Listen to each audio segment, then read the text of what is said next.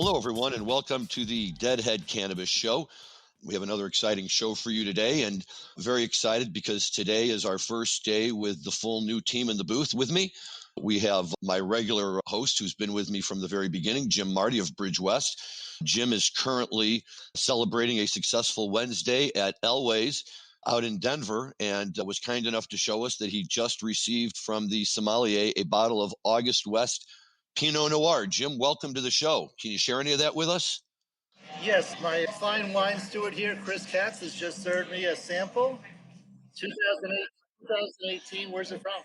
Russian River Valley. Sonoma, Russian River Valley. I'm going to go on mute because I'm getting some background noise here at Elway's Cherry Creek. So I'm going to stay on mute for most of the time and let you and Mr. Hunt take the lead here. You got it. And so let me just first of all say that we're all in the wrong business, because if we were accountants, we'd be having a nice dinner like Jim tonight. So good for him. And I'm glad somebody's enjoying it. But in addition to Jim, we do again have our new co-host who's going to be joining us on a regular basis now, Rob Hunt, who we are thrilled to have with us. Rob, how you doing?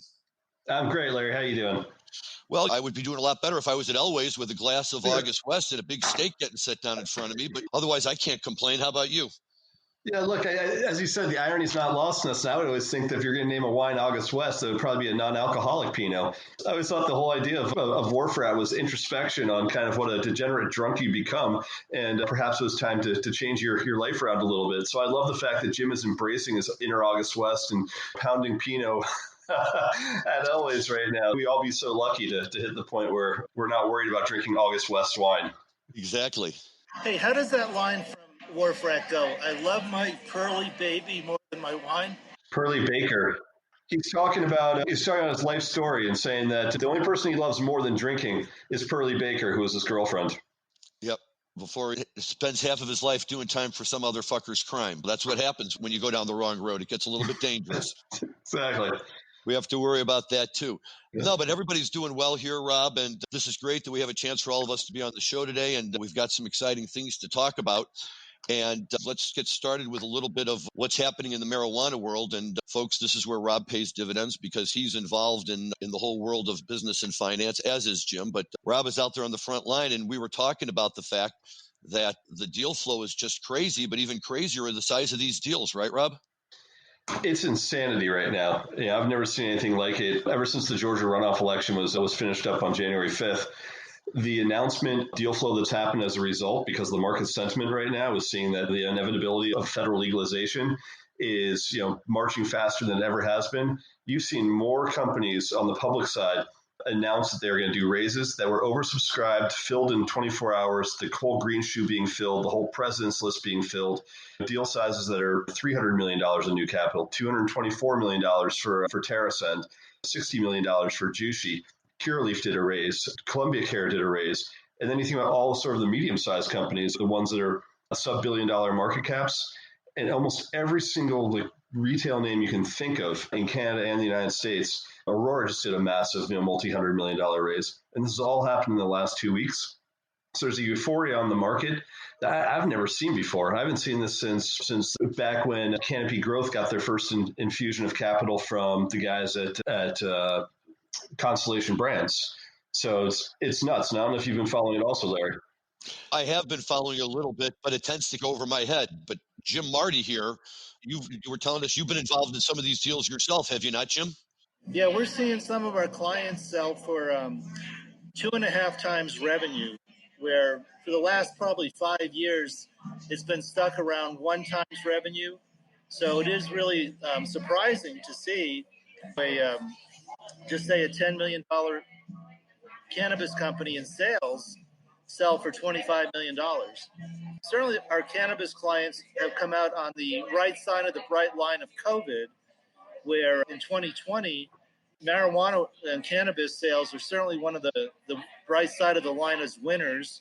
The other side of the line, I'm so glad to see our restaurants and bars reopening here in Colorado, but it's been a very tough year for them. So, yeah, they say in business, if you say you have to hold your breath and you count to 3, you can hold your breath. But if you just say, I have to hold my breath right now, and that's what happened in COVID. You have to hold your breath right now. That's hard to do if you don't have any warning. And that's what happened in COVID. We're only now which side of the line all these businesses fell. I'm walking around today, one of the most prestigious parts of Denver, Cherry Creek, and there's so many for sale and for lease signs. Very sad. But yeah, our cannabis clients all had record sales and they couldn't be happier. I was just up in last week. I missed the show because I was returning from Oregon, and they've seen prices stabilize at wholesale. A year ago, they were $800 pounds, and everyone's jumping out the window. This year, pounds are $1,400 to $1,800. And I can tell you this, they have some very fine farmers up in Oregon. And Jim, haven't you seen similar increase in prices in Colorado? Yeah, we're a little higher than Oregon. Our wholesale prices are $1,800 to $2,000, but that still leaves you with a $25, $30 ace at retail, which is not bad. And certainly retail sales are very strong. Colorado did $2.2 billion, and we're a pretty small state population-wise. We're only about 6.5 million total. 3.5 million adults. That's pretty small state population-wise, and we pulled down 2.2 billion in sales. I think cannabis is in a good place. The new administration may help us, and they may not. I've expressed my concern legalization on past shows. I continue to. The big question in my mind is, will we have cross-border traffic, or will the states remain silos? We have, for the last 10 years, grown up in a silo environment. Let me tell you, they're chomping at the bit in Oregon to ship. I bet. California, too. I have no doubt. But that's what Illinois is afraid of. If all of a sudden California can ship into Illinois, what's going to happen to the Illinois growers? Yeah, Medford, Oregon, where I was, is considered the top of the Emerald Triangle. And then the lower half of it is down in California. Medford, Oregon is 20 miles north of the border of California. Okay. Rob, let me ask you, how do you see this sudden surge in the industry playing out in terms of deal flow? Yeah, look, it's crazy. What Jim was just saying with asset prices rising in Colorado from some of his clients, everything that I was discussing previously was related to the public sector. In the public sector right now, those companies are all so flush with cash. So while some of that cash is being used to pay down debt and being used to shore up some build out of infrastructure, the vast majority of that capital, from everything I understand, is being used now to make offers on smaller, private companies as these companies are looking to expand into new markets. Asset prices are rising. Lots of companies now are putting themselves up for sale. Lots of companies now are much more comfortable with accepting someone else's stock as currency. Whereas a couple of years ago, the perception was if you're a public company and you're being acquired by a public company, no one really wanted your paper because the paper was falling so fast in value. But now you're not seeing that. You're seeing record quarters coming out from some of these companies. And now you're seeing companies entertaining offers where they'll say, look, I'll take 20% of my consideration in cash, 40% of it in a seller's note, and 40% of it in stock. And those deals are getting done pretty quickly right now. So if you're a small cannabis company, you're pretty excited about your prospects right now if your balance sheet is clean. Yes, I can back that up. And they're publicly traded, so I can mention their name, General Cannabis.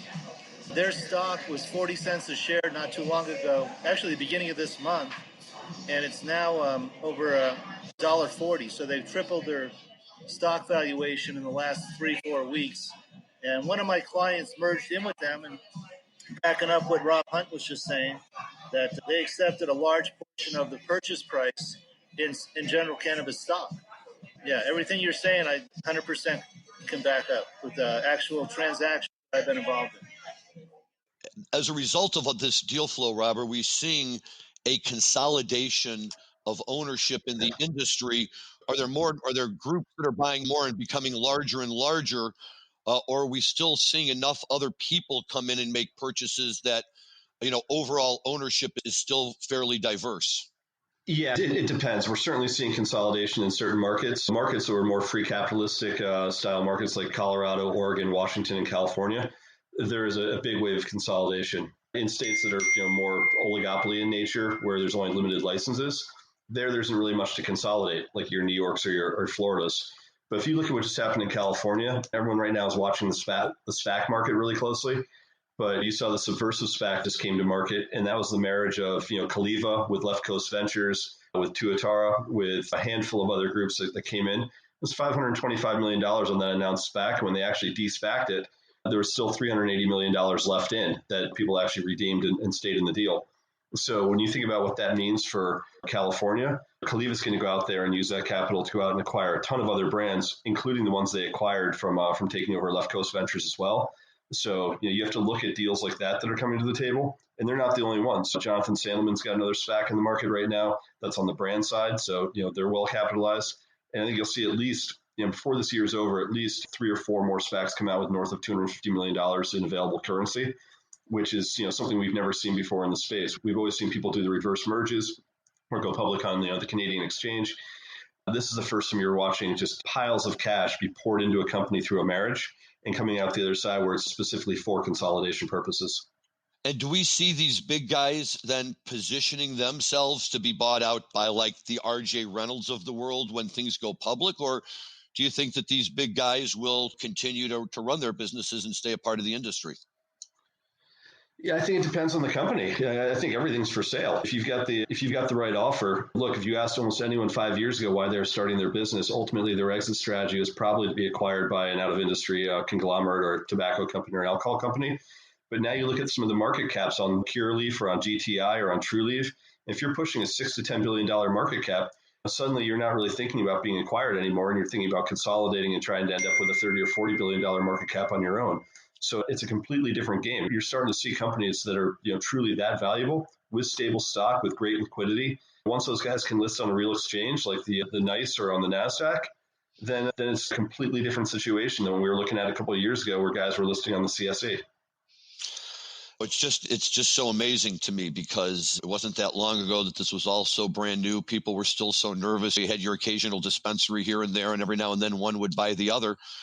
And now you pick up the Wall Street Journal or any big business publication, and half of the stories you're going to see are going to be involving cannabis one way or another.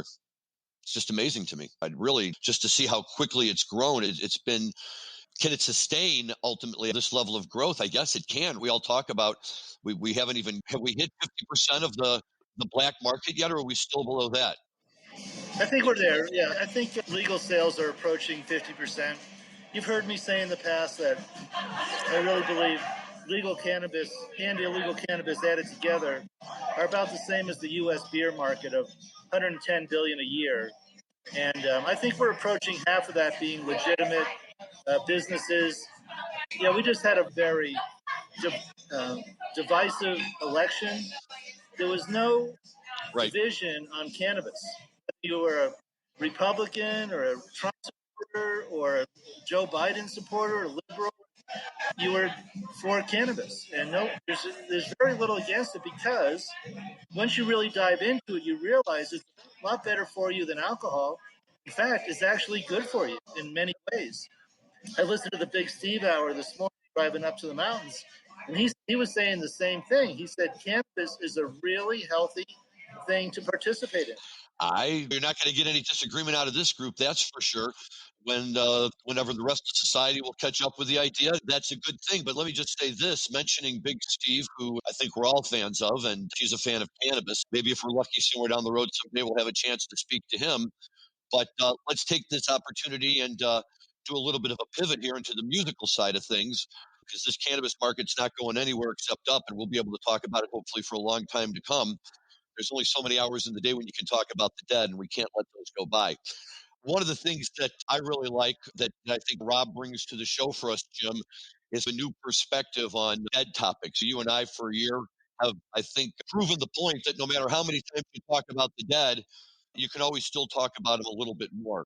But sometimes we find ourselves maybe going over the same ground a few times, and the easiest way to move that along is just bring another Deadhead into the group. And in Rob, we certainly have Deadhead's Deadhead, who likes to geek out about it as much as you and I do, and maybe even a little bit more, which for Deadhead, it's always great to find a guy who geeks out more, because that's just that much more for you to learn. And in talking about stuff, one of the things that he and I mentioned over the last few days was really the simultaneous and perhaps completely part of the same movement growth of both the club scene, the musical club scene in the San Francisco Bay Area in the late 1960s, and the growth of the Grateful Dead, and how they really aided and abetted one another, if you will. The club scenes providing the Dead with a perfect place to play for who they were at that time in terms of crowd size and intimacy with the crowd. and the Dead being able to fill these places up for them and bring in good crowds. But it was a crazy good time, and there's a lot of great musical recordings out there. Rob and I launched into this talking about shows from the Avalon Ballroom in the late 1960s. I think that we saw they played somewhere in the neighborhood of about 25, maybe 30 shows there, but some really great ones.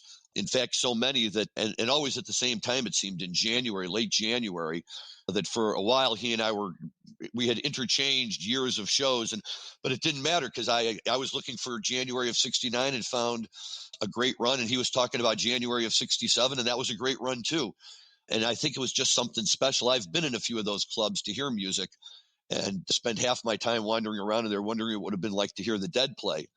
But I know, Rob, that those Avalon shows are particularly ones that you like a lot. So let's hear your thoughts on it. Yeah, first of all, I'm going to use my new moniker now as a Deadhead's Deadhead geek. So thank you for that, Larry. Yeah, look, man, the Avalon shows, by all accounts, the sound was better in that room than the Fillmore. And you have to think that time, there was 3 or 4 competing promoters in the San Francisco scene. Like Bill Graham always sucks the oxygen out of the room as being the guy that was on the ground doing it at the time. But the Avalon was Chet Helms' room, and the Family Dog was running that one. And that was, a super cool scene also that broke so many big artists. And then you had Marty Ballin from the Jefferson Airplane that was running the Matrix as well. That venue was happening at the same time. The California Hall was happening at the same time. You had the Ark, which was an old abandoned ferry that was parked over in Marin. That was essentially just a huge ballroom on a ship, which was super cool.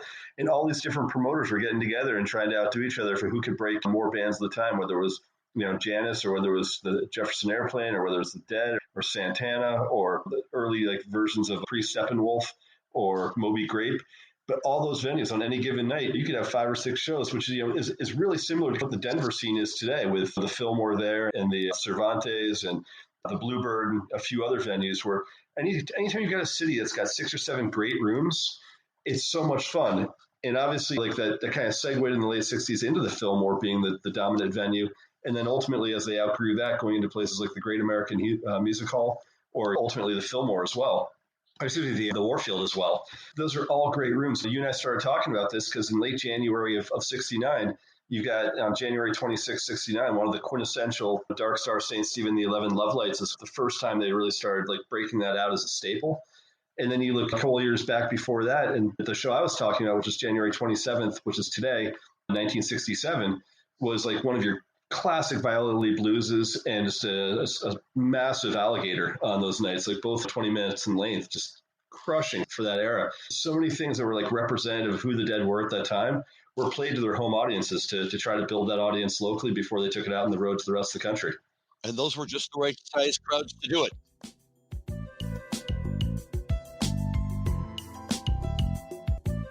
Attention Cannabis Podcast listeners. You can now listen to your favorite cannabis podcast ad-free with the MJ Bulls mobile app. Just download the free MJ Bulls mobile app to your smartphone to start enjoying cannabis podcasts with no commercials. Go to Apple Apps or Google Play to get the MJ Bulls Cannabis Podcast app today. I just learned recently that Viola Lee Blues is actually a cover from the 1920s blues songs. It's a tune that I know has been around for a long time. I don't remember who's credited as the original writer of the song, but I know it's an old tune that they picked up that had been played in various forms over a number of years. Not unlike Stagger Lee, I think, and a few other tunes that had long histories behind them, and they created their own version of it. And you can go on Google and find Viola Lee Blues Grateful Dead, and it's got their version of it. So as long as I can find that, I'm a happy guy. Yep, and they did so many great shows in that era. And again, listen to the Big Steve Hour today. The record companies were just shocked that the Grateful Dead would play new material and let it be recorded by the audience before the record came out. Right. It's something that the record companies, I'm sure, were not very happy about, but that was all part of the Dead magic, that it was the music for the people. And Rob, going through that list, let's not also forget the Carousel Ballroom, which in I think 68, the Dead and the Airplane and Quicksilver and I want to say maybe the Steve Miller Band, and they had 3 or 4 bands that actually took ownership of it for a while. And so they were running both sides of it until about the middle of that year, when I think they all threw up their hands and sold out to Bill Graham. And just to make life confusing for everyone, he renamed the Carousel the Fillmore West. So he actually had the Fillmore out there, and the Fillmore West and the Fillmore East for another couple of years. Then they eventually all closed down. And the original Fillmore, the one on Geary Street, is the one that's still there today. And I've seen some shows there, not no Dead shows, but I've definitely seen shows there. And it's an incredible place. Never made it to the Carousel or the Fillmore West itself, although the Fillmore West was home to, I think, one of the greatest 4-night runs they ever had at the end of February, beginning of March, 69, when they specifically focused on that Dark Star St. Stephen, the 11 Love Lights suite of songs and all the others. And I was lucky enough to pick up a copy of that box set when they dropped it probably 10 years ago now. And I just can listen to it all day long. It's just tremendous. It's one of the nights they have a version of Pigpen singing the full version of Hey Jude on there. He just butchers it, but it doesn't matter. It's Pigpen. It's the Fillmore. It's wonderful to hear. And they're just great. It's all these songs were so brand new, and they hadn't played Dark Star to death at that point yet. And they were still just stretching their arms and legs and figuring out where they could go with it. And those Avalon shows we were talking about, on the 26th, they pulled the 11 and Love Light off of those shows and put those on Live Dead. With the rest of Live Dead came from those Fillmore West shows. But that Avalon show was so good that they had to pull the 11 and Love Light and stick it on there too. Yeah, Love Light's the one that when people think about Love Light from that era, I think any Deadhead just thinks that ending closer of "and leave it on." That's the way to finish it off. And that's one of the only times you really hear Phil Lesh like really yell on stage a couple times, where it's really funny to hear him get involved as he's talking to Pig. Really fun banter between members of the band. And again, I always found it really interesting because they'd outgrow a venue and they'd move into the next one, then outgrow a venue and move it to the next one. And it got to the point that, to what you were saying before, Bill got rid of the Fillmores in favor of ultimately taking over Winterland as a place that he was promoting because he needed a room that was bigger to put his bigger acts. If you look at the size of those places, they're all 2,000 person theaters that were like the vaudevillian theaters that ultimately just weren't enough for those bands anymore. So you need to get bigger. Just the organic way that they grew, from ballroom to stadium over the course of their careers. And just a quick comment, I believe Love Light is also covered. The Grateful Dead gave us such a connection to all the great blues music that came out of our Black history. And their connection, the whole American story is beautiful. Yeah, it really is. And it was wonderful that they had the opportunity to be part of this scene when they were just getting going, and how supportive it was for them. And what a great way. To your point, Rob, the Dead, for a long time, when they would come to Chicago, they would play the Uptown Theater, which is about a 2,000 seat. I never saw them there. It was a little before my time. And since the mid-'80s, the Uptown has been completely shuttered down. And about every 10 years, there's talk that somebody's going to reopen it and bring it back to its former glory. And they never quite get there. We'll keep our fingers crossed. And then my other small venue story, in St. Louis, they had a place called the Fox Theater. They still do, which was a favorite place for the Dead in the late 60s. They would go there all the time. And then in the early 70s, the theater shut down. The Grateful Dead offered to buy the Fox Theater from the city of St. Louis, but the city of St. Louis turned them down and said that was not the right element to own a theater in the city. So there was a long period of time where they just didn't even come to St. Louis. And then in 1986, and if I say 86, you know where I'm going with this, they announced 2 shows at the Fox Theater in July. And we all immediately mailed in. I got my tickets the first or second night. I had second row orchestra pit tickets. My parents were out of town. I had a huge crowd of Deadhead friends coming in. And 3 weeks before, my brother, who has nothing to do with the Grateful Dead, called me and said, "What are you going to do now? I heard Garcia just is in a coma." And I was like, ha, ha, ha. And the next thing, Jerry was in a diabetic coma. And even though we all knew those shows were going to be canceled, it was like, maybe they won't. Maybe he'll come back. And of course, they canceled it. That's as close as I ever got to seeing the Dead in a really small venue like that. But 20 or 30 years later, in 2010, I think, I finally made up for it, and I got to see a Fish show in the Fox Theater in St. Louis. And although I like Fish a lot, they're not quite the Dead, so it wasn't quite the same. But it did confirm that the Fox Theater is an awesome place to see a concert. Yeah, and the thing about those venues is the sound quality is so much better than it is when you're inside a sports arena. Yep. So, it's not just the intimacy of being in that venue. It's also the fact that you just have incredible acoustics. And you look at some of the old theaters from like San Francisco at that time, and they were all competing for space with one another. And sometimes right on Polk Street, where the Avalon was, is right next door to the Regency, which is still around. And you have to think that, like, in the 20s and 30s, you'd have a Broadway row where there'd be 6 or 7 theaters in a row. And if they're all sitting abandoned, then promoters could just pick it up and go in there and test out, like, okay, who's got the best sound inside this joint? And let's go play that room. Exactly. And I've seen beautiful shows at the Fox in St. Louis. Great venue, wonderful old venue. Yeah, the Fox Theater is great. I also saw there's a movie out there called Hail Rock and Roll, which is the Chuck Berry movie, and they filmed that at the Fox Theater. And so I was there the night they filmed it. One of my buddies and I got tickets, and we all went. And it was funny because there was all these rumors about all these people who were going to come out and play with him. We knew that Keith Richards was going to be part of his band, but everybody was imagining everything. People had Garcia there and all sorts of people. And as it turned out, not very many other people showed up, but it was still a lot of fun. And to your point, Rob, it was such an awesome place to see a show, and the sound in these places. It's the Chicago Theater here. I saw Warren Haynes do his thing there with the Chicago Symphony Orchestra. And we were all just amazed by the sound quality and how wonderful it was. Yeah, that's all good stuff all the way around. Jim, you mentioned, or maybe Rob, you mentioned Cervantes. I just got an email from our good friend Bob Hoban the other day. Apparently, he said John Kadalasic was playing there the other night. Were you familiar with that, Jim? I did not. I missed that one. But Denver is opening up. Elway's tonight has got a lot of people here dining indoors. Our son Jack, his bands, I should say, Kings of Prussia and Swerve are both getting gigs starting in March. So we're starting to open up here. Wonderful. Let's hear the Emerald story, the Green Emerald story. Yeah, the Emerald Triangle. We have a very good client in Southern Oregon, Medford, Oregon, which is considered the peak of the Emerald Triangle.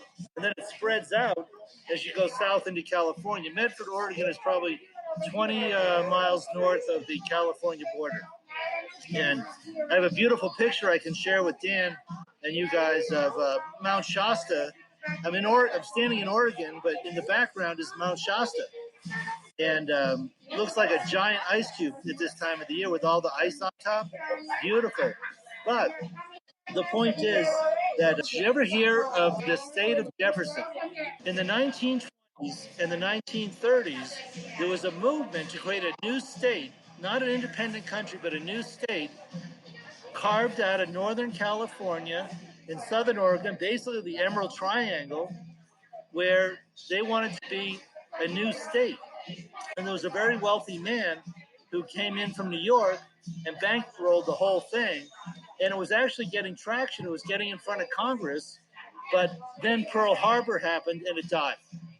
But when you have Southern Oregon and Northern California, which is the Emerald Triangle, very anti-government, very pro-gun, very pro-cannabis, that's where it all came from. So check it out. It's called the state of... And drive around Southern Oregon and Northern California, right on the border, you see a lot of signs and monuments like that say the state of Jefferson. Check it out. Do they have their own license plates? They want to. I bet. Okay. I love that independent mindset. I'll tell you, Southern Oregon, very independent. As I said earlier in the show, great growers, fabulous farmers. I witnessed transactions of hundreds and hundreds of pounds of beautiful cannabis. It's a great place to be. That's a wonderful thing. Jim, I'll tell you what, we're going to wrap up here in a minute, so we're going to let you go back to your dinner and your bottle of wine and your steak cooked Pittsburgh style, I know is your preference. You have a great evening, and we will be touching base with you later. But send us a picture of that August West. That'll be wonderful. One of these nights, Rob, we'll have to get out there, and we can sit in Elway's with Jim, and we can all be part of the celebration together. So something to look forward to when this darkness starts to give. I suggest we get a private room when we do that, Larry, and we'll cork a couple bottles, do the show quietly, drink some August West, and do it so a little easier for our audience to hear us through the microphone. But sure seems like Jim was having a good time tonight. Jim always has a good time. I've been to Elway's with him, and I have to tell you, I happen to Elway's. It's a good steak joint. But Jim walks in, and he's like the mayor. He knows everybody, and he knows the maitre d', he knows the sommelier, and he has his own waiter who he always uses, and it's like a whole production. It's like Norm walking into Cheers. So he just walks in, and the place lights up. It's really an adventure. It's more than just going out to dinner. That's awesome. I miss that. And one of these days I might actually get to go out to dinner again. It's been far too long. So about a year in before I've actually sat down to a dinner. So soon enough. But in the meantime, we always have the music to keep us company, and hopefully some nice Northern Emerald Triangle weed. And if we do, then everything should be groovy. Everything is all good. Absolutely, my friend. And for our listeners, we've got some great shows coming up where we're going to be talking about a lot of fun stuff. Soon to pop up is a conversation of a Killer Dead show from Market Square Arena in Indianapolis back in 1979. And we won't spoil the surprise for it, but anybody who wants to go and listen to Candyman on archive.org or archive.com or whatever it is before our show, you'll really appreciate our discussion on it that much more. It's a great show, but the Candyman lead-in is very entertaining and, as Rob says, worth the price of admission alone. Yeah, and I think that going forward, we're going to try to do more curated, fun things that are relevant to the date that we're doing the show or taping the show, whether it's birthdays of band members or whether it's specific shows or specific venues. But really trying to find ways to say, hey, this is what we're talking about and the reason we're talking about it, so we can really mix up and have some really nice topics to go through as we're entering the show. So we'll start giving the audience a bit more warning as far as what we're going to be talking about next, which guests we're going to be having on next as well, and giving a little bit of a heads up to try to get people to start telling their friends, listen to the next one, because we got a lot of fun stuff to talk about with the Grateful Dead and tons of fun stuff to always talk about with the changing world of cannabis. But we hope you guys keep joining us. Absolutely, Rob. And that's why it's great to have you on the show, because one more talking head in this area is always a good thing. And so once again, we're happy to have you on with us and glad you can be part of it. And also, as we always do, a quick shout out and thank you to our producer, Dan Humiston, for being wise enough and bright enough to make that pairing and bring Rob into the mix along with us. And so once again, folks, we're going forward. We're excited about it. And good things to come. So, Rob, great show today. Thank you very much. Take care of yourself out there and enjoy the warm weather. Thanks so much, Larry. Thanks so much, Dan. It's great being here with you guys. Until next week. Very good, folks. That's our show for today. We hope you will listen to us next time. From cold and snowy Chicago, Larry Mishkin signing off, telling everyone to have fun, listen to some Grateful Dead, and enjoy your cannabis responsibly. Thank you.